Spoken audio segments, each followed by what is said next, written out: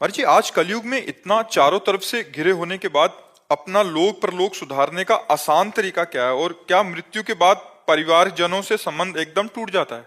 बिल्कुल। मृत्यु के बाद जैसे हम सो जाते हैं ना, तो कोई स्मृति रहती है क्या?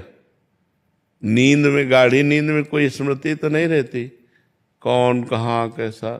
अगर स्वप्न में है तो जो संस्कार हैं उनके स्वप्न आ जाएंगे, लेकिन गाढ़ निद्रा में कोई स्मृति नहीं रहती। तो गाढ़ निद्रा से भी ज्यादा विस्मरण कराने वाली मृत्यु है।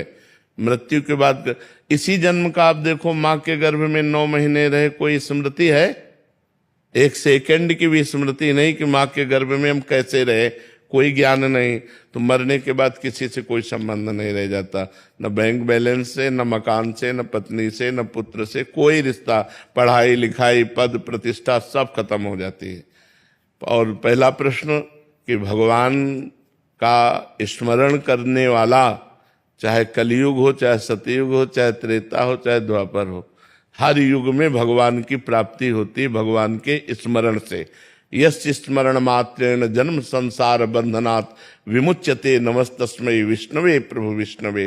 भगवान का स्मरण ही इस जन्म संसार चक्र का नाश करता है, चाहे जो युग हो, चाहे ध्यान के द्वारा, चाहे यज्ञ के द्वारा, चाहे पूजा के द्वारा हमारी भगवत स्मृति होती रहे।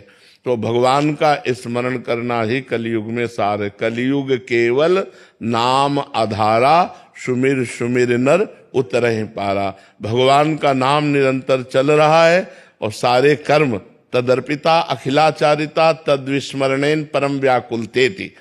समस्त आचरण भगवान को समर्पित हो, अर्थात अच्छे आचरण हो और नाम जप हो, इसी से भगवत प्राप्ति हो जाएगी। पर है बहुत कठिन, कहने को सरल है बहुत कठिन। इतना हमारे मानसिक चिंतन में गंदगी फैल चुकी है, बाहरी तो है ही, अंदर इतनी गंदगी फैल चुकी है कि भगवान और भगवान के भजन में मन लगना बहुत कठिन हो गया है। आप देखो, फिल्म देखो तो मन चंचल नहीं होगा, लेकिन माला लेके बैठो फिर देखो मन की चाल पूरे संसार में घूमेगा। पाठ करो तो समझ में नहीं आएगा, भाग जाएगा संसार में। बड़ा मलिन हो चुका है मन। यदि हम इसके साथ डटकर लड़ाई करें मन के साथ और इसे गंदे आचरणों में ना जाने दें, और जहां जहां जाए बार बार इसे हटाकर भगवान में लगाएं और ये काम बहुत काल तक करें, तब ये कहीं बस में हाथ में आता है। नहीं